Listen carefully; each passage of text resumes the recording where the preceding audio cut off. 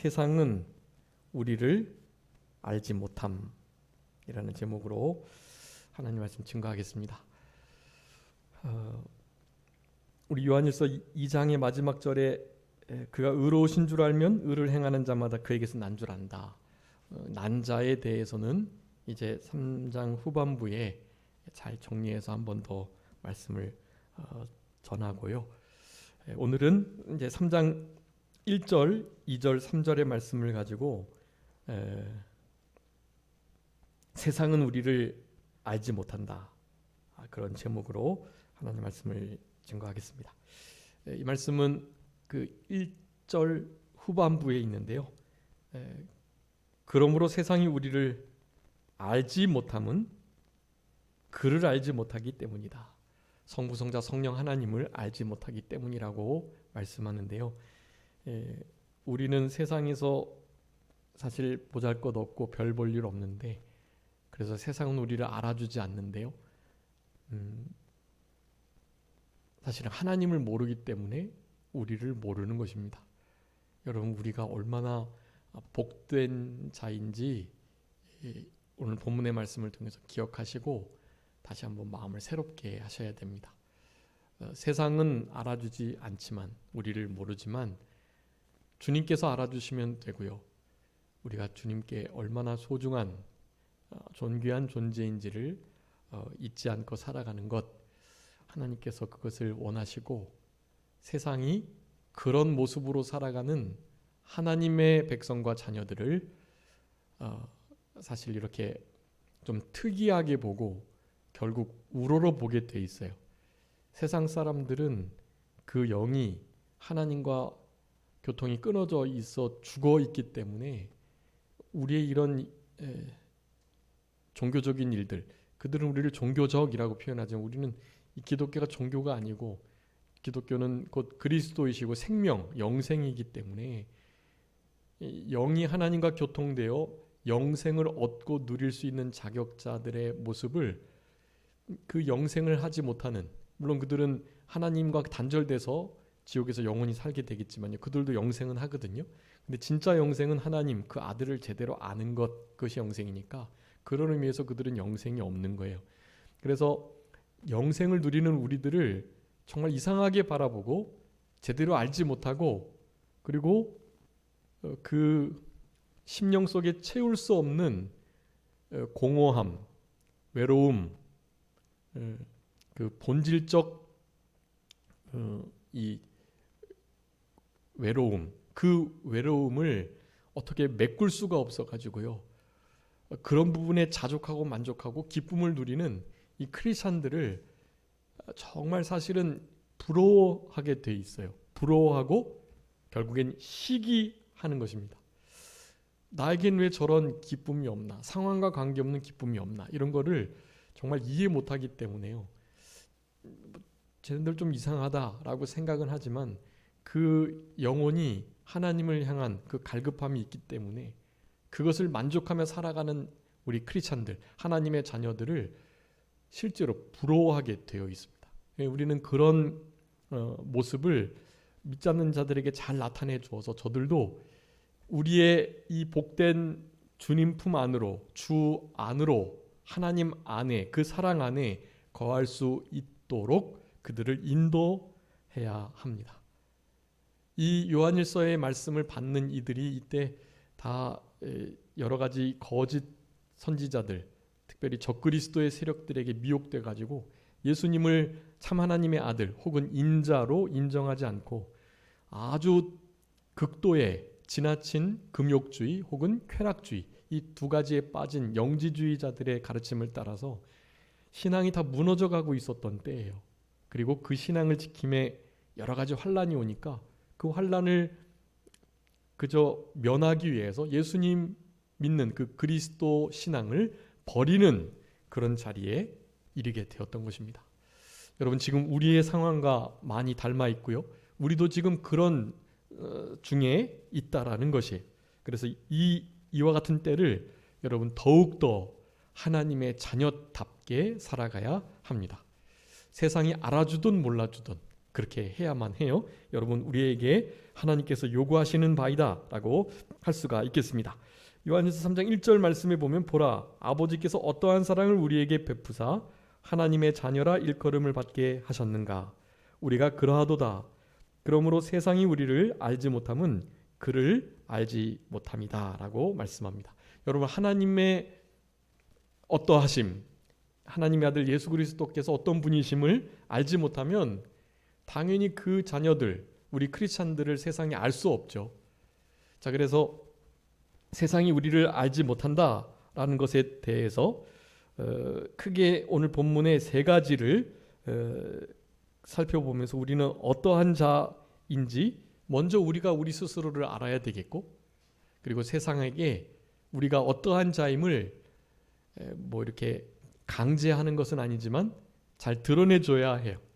세상이 우리가 하나님의 진짜 자녀이다라는 것을 알 수 있도록. 여러분, 세상이 사실은 하나님의 백성과 또 교회를 이렇게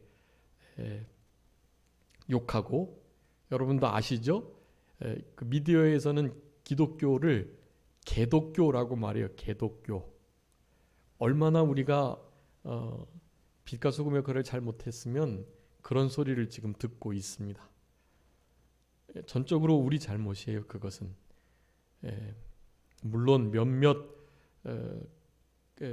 좀 되지 못하고 타락한 그런 세력들이 주로 그런 소리를 듣게끔 하긴 하지만 어쨌든 다 공동 책임을 져야만 하는 것입니다. 생명이 되신, 목숨을 버리시기까지 사랑하시는 주님을 누가 거부하겠어요? 그런데 그 예수님을 만났다고 하는 성도들이, 교회가 형편없는 모습을 보이니 세상 사람들이 교회와 성도들을 손가락질할 수밖에 없죠. 여러분, 결코 우리 하나님과 예수님은 세상에서 그런 대접을 받으시는 분이 아니에요. 그렇기 때문에 우리가 우리의 잘못을 철저하게 회개하고 어떻게 하든지 저들에게 선한 행실을 보여 하나님께 영광을 돌리게 하는 일이, 죽기로 돌아오게 하는 일이 있어야 할 것입니다. 물론 그런 일을 해도 사탄의 자녀들은 세상이 자기의 것이 아니기에, 교회가, 세상들은 교회를, 성도를 미워하게 되어 있어요. 그럴 수밖에 없습니다. 우리를 못 알아주는 것 정도가 아니라요, 세상은 하나님도 모르고 우리 자녀들인 우리도 모르고 도리어 자기네들과 같지 않기 때문에, 자기들의 말을 따르지 않기 때문에 세상은 우리 교회를, 하나님의 백성들을, 우리 주님을 따르는 자들을 미워할 수밖에 없다는 거예요. 자, 오늘 본문의 말씀 제목이 세상이 우리를 알아주지 못함, 알지 못함인데요, 그냥 알지 못하는 정도가 아니에요. 사실은 미워한다는 사실을 아셔야 되겠습니다. 한번 읽어주세요. 요한복음 15장 말씀, 15장 19절인가요? 한번 읽어주세요. 요한복음 15장 19절. 너희가 세상에 속하였으면 세상이 자기의 것을 사랑할 것이나 너희는 세상에 속한 자가 아니요 도리어 내가 너희를 세상에서 택하였기 때문에 세상이 너희를 미워하느니라. 아멘. 여러분, 세상이 자기에게 속한 것들, 자기의 세상에 관한 것들은 사랑하고 좋아하고 귀하게 여기고 다 그래요. 세상도. 그런데 자기들의 말 듣지 않고 자기들로부터 구별되어 세상에 있는 것을 사랑하지 않고 세상을 살아가지 아니하려고 하는 우리 크리스찬들을 향해서는요, 당연히 미워할 수밖에 없음을, 예수님도 그런 대우를 받으셨다는 것을 분명히 말씀하고 계세요.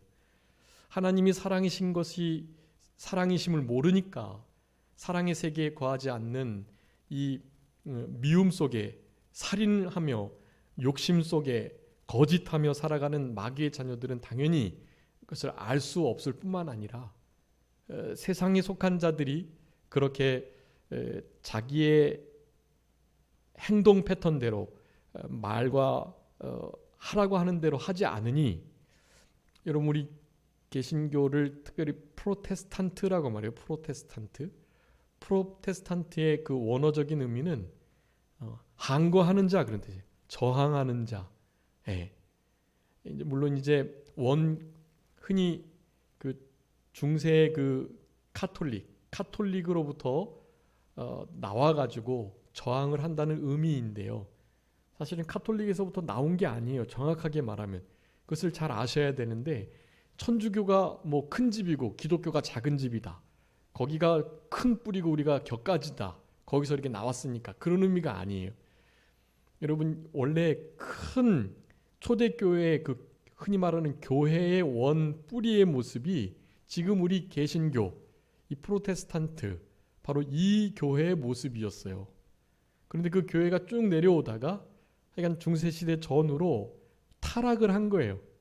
그러니까 원뿌리가 쭉 있는데 그 원뿌리 전체가 사실은 다 썩어진 거예요. 그래서 이 원뿌리가 사실은 겹뿌리처럼 진리 밖으로 빠져나간 거예요. 그리고 원뿌리인 이 기독교의 초대교회 교회의 모습과 그 정신들은 이제 몇몇 소수에 의해서 그 명맥이 유지되어 오다가 바로 이들이 프로테스탄트인 거예요. 이들이 지금 이 소속은 이쪽 캐톨릭이라고 하는 공회, 거룩한 공회라는 그 공회 속에 있다가 이것이 큰 원뿌리로부터 타락해서 마치 다른 뿌리인 것처럼 나갔는데요. 이 뿌리에 몸담고 있을 수 없어서 원뿌리로 돌아온 거예요. 그러니까 원래 여러분 캐톨릭은 원뿌리에서부터 타락해 나간 뿌리라고 보셔야 돼요. 우리가 원뿌리이고요. 그렇지만 그들이 수가 많기 때문에 그들을 저항하고 그들에게 개혁을 선포하고 원래대로 돌아온 거예요. 어떻게 5가지 슬로건으로 돌아온 거예요. 오직 믿음, 오직 성경, 오직 은혜, 오직 하나님께 영광, 오직 예수 그리스도. 이 5가지의 본래의 모습으로 돌아온 거예요. 예. 그게 프로테스탄트예요. 그 5가지가 무너져 있었기 때문에 그 무너진 것을 세우겠다 하면서 무너진 것이 옳다고 말하는 그들을 향해서 그리고 그렇게 법제화해서 제도화해서 섬기는 것을 절연히 저항하고 그 저항은 당연히 무보복, 비폭력으로 저항해야 돼요. 그렇게 저항해서 나온 거예요. 피를 흘리면서 나온 거예요. 저들과 싸워서 나온 게 아니라 피를 흘리며 나온 거예요. 그게 프로테스탄트의 중요한 의미입니다. 여러분 우리 개혁주의 교회의 그 개혁이 그런 의미예요. 그랬더니 우리 날마다 우리 스스로를 말씀에 비춰 성령님의 인도에 따라 우리의 신앙 양심을 날카롭게 써서 날마다 개혁되어야만 합니다. 개혁주의 교회는 날마다 개혁되어야 된다는 의미예요. 날마다 죄로부터 마귀로부터 이 세상의 원리와 시대사주와 가치관으로부터 나와서 그것을 저항하면서 그렇게 개혁되어야만 하는 거예요. 여러분 그것이 진짜 하나님의 자녀 백성들의 모습인 거예요. 그런 모습으로 차별되어야 되는 거예요. 세상과. 하나님께서는 그걸 요구하고 계시고 로마서 12장에 있는 것처럼 이 세대를 본받지 않고 하나님의 선하시고 기뻐하시고 온전한 뜻이 무엇인지를 분별해서 이 시대 속에서 사한 제사를 신령과 진정의 참된 예배를 드리기를 간절히 바라고 계시는 것입니다. 세상이 몰라줘도 여러분 우리는 대세를 거스려 적은 무리 하나님의 나라를 적은 무리에게 주시기를 기뻐하신다고 그랬는데 적은 무리 좁은 길 가는 우리들을 통해서 하나님은 하나님의 거룩한 뜻을 이루어가기를 원하시고요. 세상이 안 알아줘도 도리어 미워해도 여러분 우리는 그런 모든 핍박과 박해를 잘 이겨내고 여러분 신앙의 정조를 잘 지키며 개혁주의 정신을 가지고 날마다 우리의 삶 속에서 죄를 끊어 이겨내면서 날마다 죽노라 고백하며 특별히 이렇게 악한 일들이 예배를 방해하고 예배를 폐하려고 하는 일들이 법제화되려고 하는 바로 이 시점에 당연히 그럴 때에는 옳지 않음이 옳은 것처럼 법이 되고 법제화가 될 때 우리 국민들, 크리스찬들의 저항은 의무라는 사실을 기억하시면서 힘써 저항하셔야 돼요. 우리가 가지고 있는 모든 힘을 다 기울여서 무보복, 비폭력의 방법을 써서 그렇게 저항해야만 하는 것입니다. 여러분, 이런 저항의 의지가 없으면 그냥 함께 묻어져 가는 거예요. 살아있는 물고기는 강을 거슬러 올라가는 것입니다. 그 물결에 떠내려가는 것이 아니라요. 우리가 그렇게 살아갈 때 세상은 뭔가 좀 쟤네들은 다르다, 저기에 뭔가 있겠다 하는 생각을 갖게 되어서 정말 이삭 줍기처럼 적은 무리지만 하나님께 택함 받은, 하나님께 속한, 하나님께로서 난 자들이 결국 주님께로 돌아오는 역사가 있게 된다라는 것을 기억하시면서 이 세상은 빛보다 어둠을 더 사랑하고 하나님의 영광보다 사람을 더 사랑하였기 때문에 당연히 사랑이신 하나님 알 수 없고, 이 마지막 때에 마태복음 24장에 불법이 성해서 사랑이 식어진다고 예수님이 말씀하셨는데, 사랑이 식어진 세대에 사랑이신 하나님을 당연히 알 수 없고, 그렇다 보니 하나님께 속한 우리들을 세상이 알 수 없는 것이 당연하다라는 것을 우리가 기억하면서 우리 안에 먼저 이것이 진리라는 것을 알아야만 합니다. 세상이 우리를 알지 못한다.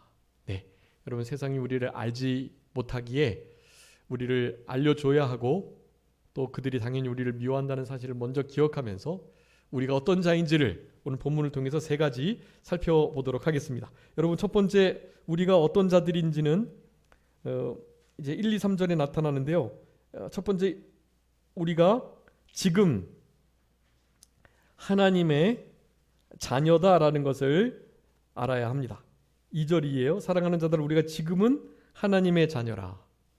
자, 지금은 자녀 정도인데요, 장래에는 또 다르다는 거예요.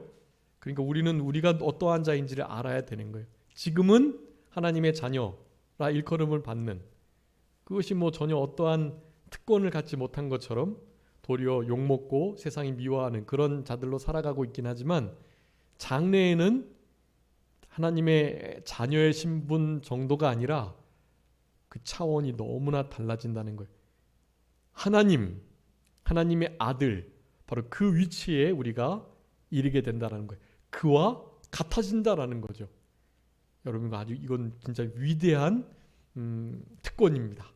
우리가 그와 같이 될 것. 여러분, 우리가 이미 우리 안에 성령이 계시기 때문에 우리도 신이에요. 신. 우리가 사실은 신적 존재예요. 천년왕국에서 우리는 이 세상을 다스릴 우리 주님과 함께 왕노릇할 자들이란 말이에요. 우리는 신들이에요. 신들. 범신론을 말하는 게 아니라요, 예수 그리스도, 또 성부 아버지 하나님, 그리고 성령 하나님을 모신 자들만이 진짜 신이 되는 거예요. 여러분, 우리는 진짜 신적 존재이고, 비록 이 육체에 속해서 이 땅을 버타고 디디며 살아가고 있지만 우리는 영적 존재로서 살아가야 돼요. 영적 존재이기 때문에 지금 이렇게 예배하는 것입니다. 하나님 앞에 기도드리는 거고요, 늘 찬송이 입에서 떠나지 않는 거고요, 주님의 이 사랑과 이 은혜를 증거하고 전하지 않으면 견딜 수 없는 마음이 드는 자들인 것입니다. 여러분, 그렇지 못하면 죄송하지만 영적으로 살아가시는 것이 아니에요. 영으로 살아가시는 것이 아니에요.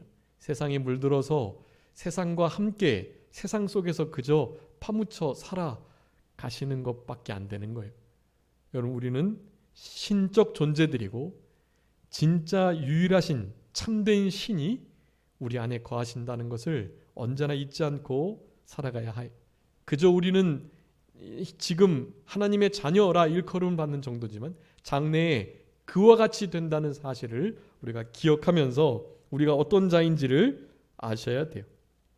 그리고 마지막 세 번째로는 3절에 있는 것처럼 주를 향한 이 소망을 가진 자, 그러니까 그분과 같이 될 하나님의 자녀보다, 자녀도 너무나 큰 특권인데 이제는 그냥 그의 성품에 참여하고 그와 같이 될 것, 그것을 소망하는 자들은 3절에 있는 것처럼 자신을 깨끗하게 한다. 여러분, 우리는 날마다 우리 자신을 깨끗하게 하는 자들이어야 한다는 것을 아셔야 돼요.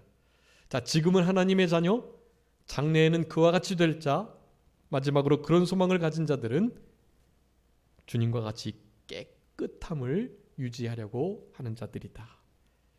개와 돼지와 같이 먹던 것을 도로 토했다가 다시 먹고 자기의 배설물에 나 뒹굴고 그런 자들이 아니라 성결, 거룩하고 깨끗함을 유지하려는, 우리 지난달 말씀처럼 말씀과 기도로 거룩하여지는, 날마다 성결케 되는, 경건함을 유지하는 우리들의 삶이 되어야 하는 것입니다. 여러분, 오늘 본문의 말씀에 의해서 세상은 우리를 알아주지 않고 알지 못하지만, 도리어 미워하지만 우리 자신이 어떠한 자인지를 알아야 된다. 그리고 우리가 이러한 자임을 깨닫고 이러한 자들임을 나타내 주어야 된다라는 것을 우리들에게 교훈하고 계시다라는 것을 그렇게 세 가지 기억하셔야 되겠습니다. 그래서 조금 더 구체적으로 살펴보면은요, 먼저 우리가 어떠한 사랑을 받았는가에 대해서 말씀하고 계세요. 어떠한 사랑을 우리에게 베푸셔가지고 하나님의 자녀라 일컬음을 받게 하셨죠? 여러분, 우리는 어떠한 사랑을 받았습니까? 아버지께서는 아들을 보내시는 사랑, 아들이신 예수 그리스도의 입장에서는 자신의 목숨을 주시는 사랑, 성령님의 입장에서는요, 성부, 성자, 하나님의 그 모든 구원의 계획과 구원을 성취하시는 일을 바로 우리 성령님께서 직접적으로 적용하고 계시고, 우리의 실제로 영을 살리시고 우리 안에 내주하셔가지고 예수님의 그 구속사역 네 가지라고 말씀드렸어요. 대행, 대형, 대승, 그리고 대부. 대부는 짐질부자인데 우리의 질고와 염려와 모든 근심 걱정들, 우리의 행사, 앞길, 우리의 영혼, 이 모든 것을 대신 날마다 짐을 져주시는 분이라 그랬어요. 날마다 짐 져주시는 이 대부적 구속사역을 우리에게 이루셨는데, 이 모든 구원과 또 구원의 적용, 이 모든 것들을 바로 우리 성령 하나님께서 우리들에게 직접 내주하셔가지고 적용하시며 성자 하나님의 그 구속사역을 우리에게 실제로 인치시고 생각나게 하시고 가르치시는 일을 하시는 이 복된 사랑을 우리들에게 허락해 주신 것입니다. 여러분, 성부, 성자, 성령 하나님의 이 위대한 사랑을 받은 거예요. 요한 사도는 그 어떠한 사랑을 받았는가라고 표현해요. 원문에 의하면 얼마만큼 위대한 사랑을 우리가 받았는가에 대해서 잊지 말고 기억해라 라는 의미로 이 말씀을 지금 하고 있는 것입니다. 우리가 어떠한 사랑을 받아가지고 하나님의 자녀라 일컬음을 받았는지에 대해서 먼저 우리들이 직접 잘 알아야 된다는 거예요. 세상은 당연히 알지 못하지요. 이 위대한 사랑이, 이런 사랑을 짐작도 못해요. 짐작도. 이 사랑을 받았다고 하는 우리들도 이렇게 제대로 모르는데 세상 사람들이 알 수가 있나요? 여러분, 우리는 이런 위대한 사랑을, 이 어떠한 사랑을 우리가 받았는가를 항상 기억하셔야 돼요. 네, 여러분 성경을 읽으시면서 맥체인 성경 읽으시고 또 창세기부터 계시록까지 계속해서 쭉 읽어나가시는 그 통독 성경을 통해서 읽어가시는 그런 성경 읽기 생활을 하시면서 항상 주목하셔야 할 말씀이에요. 신구약에 기록된 성부, 성자, 성령 하나님의 우리를 향하신 사랑, 그것을 반드시 분명하게 예를 들어서나 역사적 사건을 통해서 나타내시거나 하는 것들을 잘 체크해 두셔야 해요. 그런 체크가 성경에서 찾아낸 그런 증거들이 우리의 신앙을 견고하게 하는 것입니다. 과연 우리가 어떠한 자인가, 그리고 어떠한 사랑을 받았나 라는 것을 기억하는데 아주 중요한 거예요. 여러분 성경을 그렇게 읽지 않으시면 몰라.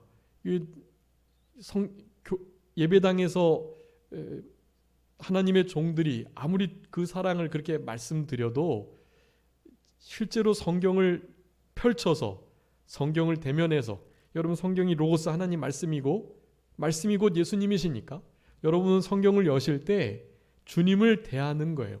주님을 대면하고 주님을 말씀 속에서 만나고 그런 일이거든요. 아주 신령한 일이고 그러니까 사탄은 싫어하는 거예요. 성경 펼치는 것을.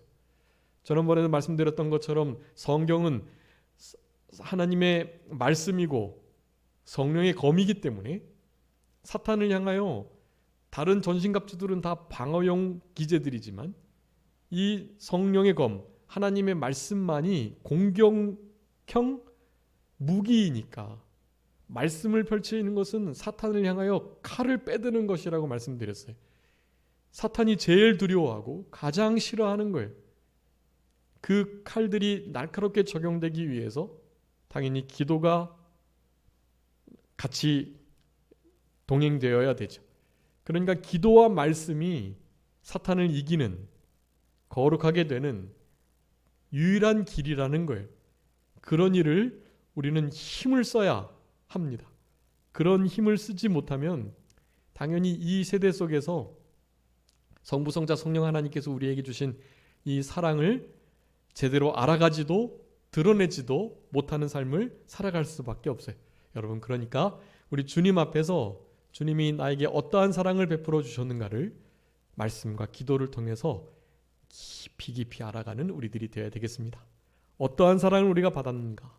하나님의 사랑의 그 길이와 깊이와 넓이와 높이가 어떠한지를 깨닫도록 우리의 눈을 열어서 계시의 정신을 허락해 주셔서 하나님의 사랑이 어떠한지를 분명하게 깨닫는 우리들이 될 때 여러분 우리의 삶 속에 말할 수 없는 변화가 있게 됩니다. 그런 변화를 통해서 불신 영혼들이 우리를 조금씩 알아가는 거예요. 우리의 아버지이신 하나님을 짐작해 보게 되는 것입니다. 여러분 이런 은혜가 우리 가운데 있어야 되겠어요. 여러분 우리에게 하나님께서 베풀어 주신 사랑이 어떠한 사랑입니까? 제가 몇 번 말씀드렸는데 우리 하나님의 우리를 향하신 사랑이 뭐 너무 많이 있지만 제가 성경을 통해서 살펴본 바 찾아본 바 신무 사랑을 제가 한번 말씀드렸었어요. 신무 사랑 10가지 없는 뭐 없는 사랑 한번 말씀드렸는데 혹시 기억하시나요? 신무 사랑인데요. 잘 기억해 주시고 이런 사랑들이 우리에게 주어졌다. 어떠한 사랑을 우리가 받아서 할 때 우린 이런 사랑 받았다라는 것을 항상 잊지 않으셔야 되겠어요. 그러니까 뭐 없다라는 것인데요. 첫 번째 조건 없는 사랑이에요. 조건 없다. 무조건적 사랑이에요. 조건 없는. 두 번째는요. 대가 없는. 대신 대가를 우리에게 지불해 주시면서 우리를 사랑하신 거예요. 조건 없고 대가 없는. 그리고 변함없는 사랑이 변함없는. 항상 한결같으신 뭐 영원하신 거죠. 이 여러분 사랑이 얼마나 변하고 또 상대방에 따라 달라지잖아요. 우리 주님은 안 그러셔요. 변함없이 항상 우리를 그냥 그저 있는 모습 그대로 사랑해 주시는 변함없는 사랑이십니다. 또 네 번째는 당연히 차별이 없죠. 네, 누구는 덜 사랑하고 누구는 더 사랑해 주시고 그런 거 없어요. 조건 없이 차별 없이 우리를 사랑해 주세요. 또 거짓 없이 사랑해 주세요. 숨기는 것 없이 저희를 품지 않고 온전하게 진실되게 사랑해 주세요. 자신의 목숨을 버리시기까지 사랑하시는 진실된 거짓 없는 사랑이시다 할 수 있겠습니다. 또 여섯 번째는 실수하지 않는 사랑이세요. 잘못했다. 뭐 이런 거 없어요. 하나님의 사랑에 대한 모든 방편과 계획과 시간은 너무나 완벽해서 우리를 향해서 모든 계획을 가지고 계시고 그 사랑의 표현에 있어 시간에 있어 그 내용에 있어 결코 실패나 실수가 없는 사랑이다. 여러분 이런 사랑 얼마나 우리에게 힘이 되는 사랑이잖아요. 여러분 이런 사랑 우리가 받은 자다라는 것입니다. 또 중단 없는 사랑이죠. 중간에 그치거나 그냥 그만하겠다고 말하거나 그런 거 없어요. 중단됨 없는, 쉼 없다고 할 수 있겠죠. 쉼 없는, 그냥 나 이제 너무 힘들어서 잠깐 그만둬야 되겠어, 쉬어야 되겠어. 이 뭐 한두 번이지 계속해서 이렇게 사랑만 달라 그러면 어떻게? 뭐 사랑해 주는 것도 한도가 있지. 이런 식으로 중단하거나 혹시 쉬어버리는 사랑이 아니라는 것입니다. 쉼 없는 사랑, 중단 없는 사랑이에요. 또 비슷한 내용인데 한이 없다라고 해요. 풍성한 사랑이에요. 끝이 없는, 영원토록 사랑해 주세요. 영영하신 사랑. 뭐 이 사랑의 그 길이를 측량할 수 없어요. 그래서 총체적으로는 헤아릴 수 없는 사랑이라고 표현할 수 있겠어요. 헤아릴 수 없는 사랑. 여러분 우리가 받은 사랑은 그래요. 그 양, 질, 또 어떤 시간 뭐 이런 것을 우리가 감히 헤아려 볼 수 없는, 측량할 수 없는, 한이 없는, 끝이 없는 사랑이다라고 할 수가 있겠습니다. 그래서 측량할 수 없는 사랑, 헤아릴 수 없는 사랑, 아홉 번째라고 할 수가 있겠고요. 마지막으로 틀림없는 사랑이다. 틀림없는, 우리의 기대에 어긋나지 않는, 그리고 자칫 아구가 안 맞아가지고 잘못되거나 또 그릇되거나, 우리가 사랑을 할 때 좀 이렇게 잘못된 틀린 사랑을 할 수가 있단 말이죠. 우리 욕심에 기인한. 근데 우리 주님을, 하나님의 우리를 향하신 사랑은 아주 틀림없는 사랑이에요. 온전하신 사랑, 그런 사랑이라는 것을 우리들에게 성경은 나타내주고 계세요. 여러분 안에 이 신무 사랑 말고 또 무엇이 없다, 이거 진짜 무엇이 없는 사랑이신 것 같아 라는 표현들이 있다면, 이제 오늘 거기 요한일서 3장에다 기록해 놓으시 어떠한 사랑 옆에 성경을 통해서 찾으시는 족족, 또 하나님께서 기도 중에 감동하시는 족족, 책을 읽으시면서 다른 글귀를 통해서 보시는 족족, 거기다가 잘 기록해 주세요. 그러면 신무사랑이 아닌 12무사랑, 18무사랑, 이런 사랑들이 계속 쌓이게 될 것입니다. 그것을 다른 사람들에게 전해 주셔야죠. 우리는 이런 사랑을 받았다. 측량할 수 없는, 헤아릴 수 없는 이 영원한 사랑을 우리가 받은 자들이다. 그러니 이런 사랑을 이렇게 받고 배웅망덕하면 안 되겠죠. 받은 것만큼은 아니겠지만 받은 것의 억만분지의 1이라도 주님을 향하여, 주님의 백성들과 자녀들을 향하여 표현해 줄 수 있는 우리들이 되어야만 합니다. 우리는 다 하나님의 자녀들이니까요. 하나님의 자녀가 서로가 서로를 사랑해야 하잖아요. 요한일서에서 가장 강력하게 강조하는 건 그거예요.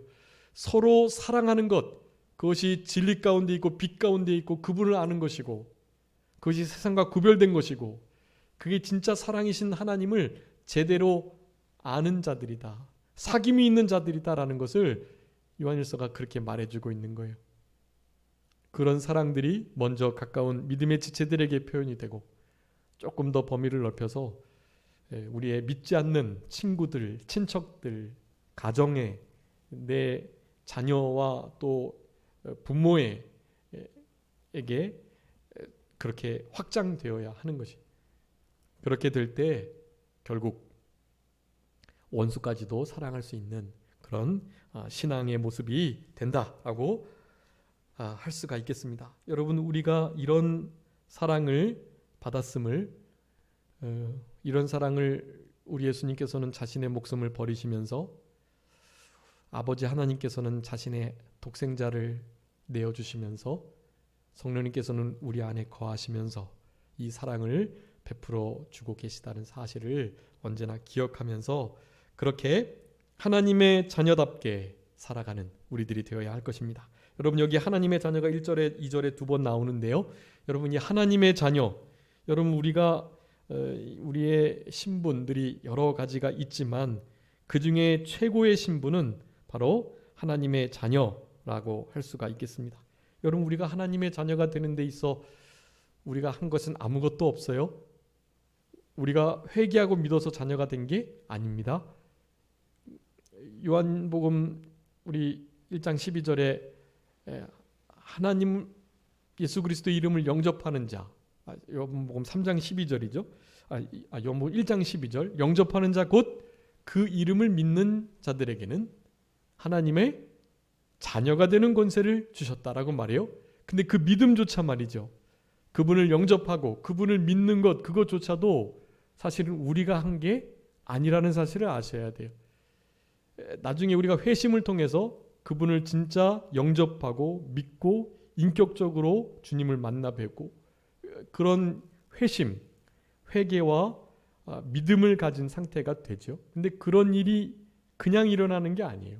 그 전에 성령님께서 선행적 은혜로 먼저 우리 가운데 찾아오셔서, 우리가 택한 백성이니까요, 찾아오셔서 우리의 죽은 영을 살리신 다음에, 그 다음에 그런 복음의 말씀이 옛날에도 들려졌지만 이제는 눈이 떠지고 귀가 열려서 실제로 우리의 영이 그것을 듣는 거예요. 그 말씀이 들려짐으로 말미암아서 그때 그런 회심, 회개와 참된 믿음, 그 믿음으로 말미암아 회개하게 되고요, 참된 회개가 있을 때 진정한 믿음이 생성이 되는 거예요. 이 두 개가 같이 가는 거예요. 회개가 먼저냐 믿음이 먼저냐, 이것을 선우를 따질 수가 없어요. 먼저 따져야 할 것은 우리의 중생한 영이 그렇게 살아났다는 것을 먼저 따져야 돼요. 그것은 성령님이 단독적으로 하시는 일이고, 그러기에 우리는 아무런 공로가 없다고 말하는 거예요. 그 공로가 있어야 우리의 자유의지를 사용해서 예수 그리스도께서 나를 위해서 죽어주심과 또 그분이 나의 아버지 되심과 내 죄가 얼마나 형편없는, 정말 죽을 수밖에 없는 자라는 사실을 인정하는 그런 흔히 말하는 회심의 역사가 그렇게 일어나게 되는 거예요. 그렇기 때문에 회심 자체도 우리가 뭐 하고 싶어서 하는 게 아니라는 사실을 말하는 거예요. 물론 우리 자유의지를 사용해서 끝까지 하나님을 거부하지 않고 나의 주님이 되십니다, 나를 위해서 돌아가셨음을 믿고 부활하셔서 영생을 주셨음을 믿습니다라고 우리가 우리의 의지를 사용해서 고백하지요. 그런 믿음 중요한 거예요. 고백이 아주 중요한 것입니다. 회개의 삶이 중요하고, 그렇지만 그런 모든 것들이 주님 앞에 공로, 어떤 자격을 갖출 수 있다라고 말할 수 없다라는 것이, 그러니까 사실은 모든 것이 주의 은혜. 사도 바울이 고백합니다. 나의 나 된 것은 오로지 하나님의 은혜다. 내가 지금 이렇게 이를테면 목숨을 걸고 복음을 전하고 성경을 많이 기록하고 이런 모든 것들 말이죠, 모든 것이 자기가 다시 극적으로 회심해가지고 주님을, 부활의 주님을 빛으로 만나서 내가 했다 할 수가 없다라는 거예요. 모든 것이 다 주께로부터 온 그저 은혜일 뿐이다라는 것을 간절하게 고백을 하고 있는 것입니다. 그래서 하나님의 자녀가 되는 이 위대한 어마어마한 특권은요, 당연히 어떠한 사랑을 우리에게 베풀어 주셨기 때문이라는 것을 항상 기억하셔야 되겠고, 영접하는 자, 곧 그 이름을 믿는 자, 영접과 믿는 것조차도 결코 우리의 공로가 될 수 없다는 사실을 먼저 기억할 때, 당연히 하나님의 자녀라는 타이틀, 이것이 주어진 것이 우리의 공로, 우리의 어떠함 때문이 아니라는 것을 가장 먼저 심각하게 확신해야만 한다는 것이 기본이 되어야 하는 것입니다. 그래서 하나님의 자녀가 되는 것, 자녀라 일컬음을 받는 것, 여러분 이것이 우리의 공로와 전혀 관계가 없다는 사실, 그것을 인정할 때 주님께서도 인정해 주세요. 내가 너의 자유의지를 통해서 나를 이렇게 아버지로 부르고 구세주라 부르고 나를 믿고 신뢰하는 것이 얼마나 귀한 일인지 모르겠다 하면서 그 뒤에 우리의 자유의지를 통한 이 회심, 그것을 우리 주님께서는 또한 인정해 주시게 되는 것입니다. 그래서 이렇게 거저 주어 주신 이 하나님의 자녀라는 어떠한 위대한 큰 사랑을 받음으로 말미암아 얻게 된 바로 이 신분, 여러분 이 신분은 받는 데는 그렇게 무조건적 구원의 은혜가 우리에게 주어진 건데요, 사실은 이 자녀라는 타이틀을 계속해서 유지하고 자녀답게 살아가는 것은 바로 우리에게 달려있다라는 거예요. 여러분 이게 아주 그래서 중요해요. 이게 지금 세상이 우리를 알지 못하는 것인데 하나님의 자녀라는 것을 알지 못하는 거예요. 어떠한 사랑을 받았는지도 모르고 그들은 우리가 하나님의 자녀, 신적 존재라는 것도 몰라요. 여러분, 세상은. 하나님의 자녀답게 그래서 살아가는 것이 중요합니다. 여러분, 제가 10가지 말씀드릴 건데요. 여러분 좀 시간이 없지만 잘 기록해 두시고 진짜 여러분 하나님의 자녀로 우리가 어떻게 살아가야 우리가 진짜 하나님의 자녀라 일컬음을 받는가를 성경에서는 아주 강하게 기록하고 계세요. 여러분 그러니까 꼭 기억하셔야 돼요. 이런 말씀들을 가지고 어떻게 하면 하나님의 자녀라 그저 거저받은 자녀로서의 타이틀, 그 신분 말고요. 그것을 이제 받았으니 진짜 하나님의 자녀답게 살아가야 되는 거예요. 여러분 칭의를 우리에게 주셨잖아요. 근데 칭의 받고 당장 지옥 가지 않고 당장이라도 천국 갈 수 있지만 칭의를 받은 사람은 어떻게 해야 되겠어요? 날마다 의의 흉배를 붙이고 의, 정의, 공의를 행하면서 살아가야 되는 거예요. 그것은 우리에게 주어진 의무예요. 어머니께서 우리의 빨래를 깨끗하게 해주셨으면 그 빨래를 적어도 더럽히지 않으려고 힘을 쓰는 것이 우리에게 필요한 거예요. 아무리 조심해도 더럽혀져서 또 부모님께 빨래해달라고 할 수밖에 없긴 하지만 그래도 깨끗한 옷을 입은 우리는 그 깨끗함을 유지하려고 힘써 노력을 해야 된다는 거예요. 여러분 하나님의 자녀라는 타이틀이 우리에게 주어졌지만 어떠한 큰 사랑을 받아가지고는 그렇지만 그 자녀답다라는 것을 유지하는 것은 우리의 책임이라는 것을 여러분 기억하시면서 제가 10가지 말씀드릴 거니까 꼭 이렇게 해야 비로소 하나님의 자녀라는 것을 세상도 인정하고 우리 스스로도 점점 더 하나님의 기뻐하시는 자녀에서 더 거룩한 자녀로 그렇게 만들어져 갈 수 있다라는 것입니다. 첫 번째는요. 신명기 32장 5절에 나오는데요. 여호와를 향하여 악을 행하게 되면 하나님의 자녀가 아니다라고 말해요. 그러니까 하나님의 자녀라고 한다면 어떻게 해야 되겠어요? 여호와를 향하여 악을 행치 아니해야만 합니다. 여호와께 악을 행하는 자들은 하나님의 자녀라 일컬음을 받지 못하고 흠이 있고 삐뚤어진 세대다라는 평을 받을 수밖에 없다는 거예요. 이스라엘 백성들이 사실은 그렇게 살아갔잖아요. 그러니까 다른 것은 몰라도 적어도 하나님 앞에 악을 행하지 않도록 힘을 쓰는 자들이 진짜 하나님의 자녀. 자기가 잘못해놓고 하나님을 향하여 원망하는 일, 하나님께 모든 죄의 책임을 뒤집어 씌우고 자기를 합리화하는 일, 여러분 이런 일이 없어야 합니다. 여러분 지금 우리 에스겔 읽어가고 있는데 얼마나 형편없는 이스라엘이에요. 하나님께서 그런 이스라엘이 되지 말도록 에스겔 말씀을 통해서 우리에게 지금 교훈해주고 계세요. 결코 여호와를 향하여 악을 행하는 일이 없도록 해야 됩니다.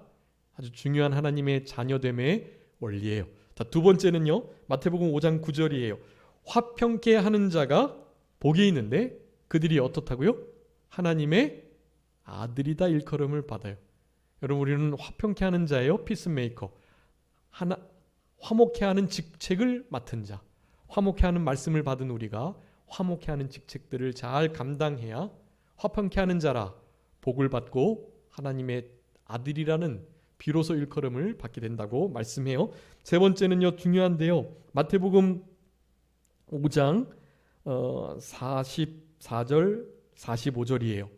여기 보면 원수를 사랑하고 박해하는 자를 위해서 기도해라 라고 말하는데요. 제가 원삼위선 저축목이 누가복음 6장에 있는 말씀 늘 말씀드렸죠. 그 말씀과 병행구절이에요. 그렇게 원수를 사랑하고 너를 박해하는 자를 위해서 기도할 때 이같이 한즉 하늘에 계신 너희 아버지의 아들이 되리니 그렇게 표현해요. 여러분 하나님의 아들, 하나님의 자녀는요. 원수를 사랑하고 우리를 박해하는 자들을 위해서 진짜 기도해 줄 때 하나님의 자녀구나, 하나님의 아들이구나 라는 것을 세상이 알게 된다고 말해요. 마태복음 5장 48절에는 그분의 아버지와 같이 온전하라. 여러분 이런 온전함이 아버지 하나님의 자녀, 아들이라는 중요한 특징이 된다라는 것을 기억하셔야 되겠습니다. 그리고 병행구절 누가복음 6장 27절 28절에 있는 것처럼 원삼위선 저축목이 잘 기억하셔야 돼요. 그래서 그 누가복음 6장에 28절 이제 후반부에 읽어보시면 32절부터 36절까지 말씀하면서 그 마태복음에 있는 병행구절 말씀과 같은 말씀을 하세요. 누가복음 6장 35절에 너희 원수를 사랑하고 선대하며 아무것도 바라지 말고 꾸어줘라. 그리할 때 세상 너희의 상이 클 것이고 지극히 높으신 이의 아들이 되겠다. 그렇게 말씀하는 거예요. 여러분, 이 하나님의 자녀가 그냥 되는 게 아니에요. 사실은 거저 주어졌지만 그 아들로서 살아가는 것은 상당한 희생과 노력, 어려움이 수반된다는 것을 여러분 기억하셔야 되겠습니다. 그러면서 누가복음 6장 마지막에 아버지의 자애로우심, 자비로우심처럼 너희들도 자비해라. 온전한 자가 되어라고 다시 한번 분명히 말씀해주고 계세요. 그래서 누가복음 네 번째입니다. 누가복음 20장 36절에 다시 죽을 수도 없는 우리들은 천사와 동등한데 부활의 자녀로서 하나님의 자녀다라고 말해요. 자, 네 번째 하나님의 자녀라 일컬음을 받는 자들의 중요한 그 특징, 그 모습은요, 부활의 자녀로 살아가야 하나님의 자녀가 된다라는 것이, 부활의 생명을 가지고 부활을 전하고 증거하고, 여러분 초대교회 제자들이 전했던 중요한 복음의 요소가 있어요. 그것은 예수는 그리스도이시다라는 사실, 예수가 메시아다라는 사실과 함께 그분이 우리를 위해서 죽어주셨다가 어떻게 해요? 3일 만에 살아나셨다라는 것을 전했어요. 예수 그리스도의 십자가의 부활과 죽으심과 부활, 그리고 예수님이 그리스도이시다라는 이 두 가지가 핵심적이었단 말이에요. 여러분, 이것을 제대로 증거하고 전하는 자들이 하나님의 자녀예요. 부활의 자녀로서 살아가는 것이 바로 하나님의 자녀다라고 할 수가 있겠습니다. 다섯 번째로는요, 로마서 8장 14절인데요. 하나님의 영으로 인도함을 받는 그 자가 하나님의 아들이다라고 말씀해요. 그런 자들은 고난도 함께 받게 될 것을 계속해서 말씀합니다. 그러니까 하나님의 영으로 인도함을 받는 자, 하나님의 자녀이고요. 여섯 번째는 로마서 9장 8절이에요. 육신의 자녀가 하나님의 자녀가 아니고 오직 약속의 자녀가 씨로 여김을 받겠다. 여러분, 언약의 약속의 말씀을 확신하며 살아가는 자들이 진짜 하나님의 자녀라는 거예요. 이삭의 계통, 여인의 후손의 계대를 이어가는 그들만이 장자의 그 명분을 귀하게 여기고 하나님의 약속의 말씀 가운데 거하는 자들이 하나님의 자녀다라고 말씀하고 있고요. 여섯 번째로, 그게 여섯 번째죠. 일곱 번째로 갈라디아서 3장 26절이에요. 그리스도 예수 안에서 믿음으로 말미암아 하나님의 아들이 됩니다. 여러분, 그리스도 안에서 믿음을 사용해서 살아가는 자들만이 하나님의 자녀라는 거예요. 그분 안에서 살아가지 않으면 자녀 아니에요. 그것은.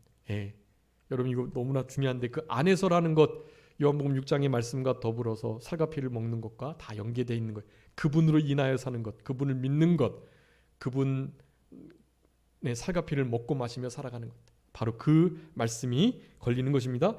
여덟 번째 요한일서 3장 1절이 시간이 없어서 이것만 말씀드릴게요.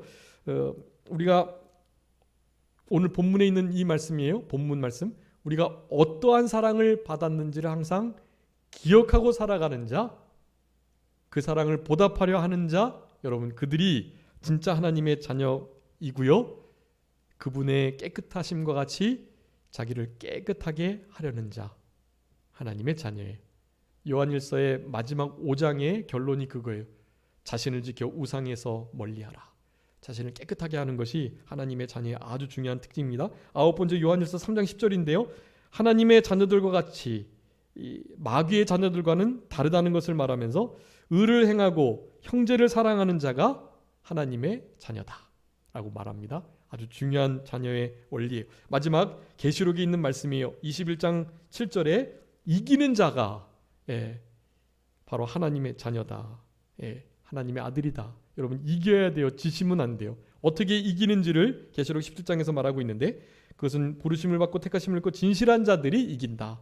여러분, 진실하게 살아가는 삶 가운데 우리 하나님의 자녀, 백성된 아주 중요한 그 특징이 그렇게 나타나게 되는 것입니다. 아무쪼록 하나님의 자녀라는 타이틀을 거저받은 우리들, 그 타이틀을 가진 자답게 남은 때를 살아가고 어떠한 사랑을 받았는지를 항상 잊지 않는 우리들이 되어서, 그럴 때 세상이 우리를 조금 알아주고 하나님께 영광을 돌리는 일이 있게 되는 것입니다. 잠깐 기도하겠습니다. 살아계신 우리 아버지 하나님, 감사합니다.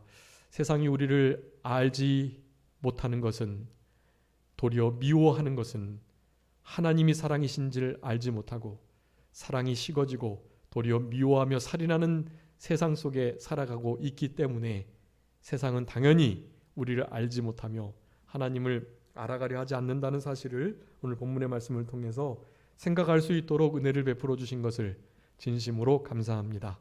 어떠한 사랑을 우리가 받아서 지금 하나님의 자녀라 일컬음을 받는지에 대하여 분명하게 기억하고 이 말씀을 가지고 남은 때 하나님의 자녀다운 복된 인생길을 걸어가며 우리가 받은 사랑이 얼마나 큰 사랑이며 헤아릴 수 없는 사랑인지를 특별히 신무 사랑의 이런 말씀들을 기억하면서 그 사랑을 조금이나마 보답할 수 있는 우리들의 남은 생애가 되게 하여 주옵소서. 모든 것 그저 주님께 맡기옵고 살아계신 예수 그리스도의 이름으로 기도 올리옵나이다. 아멘.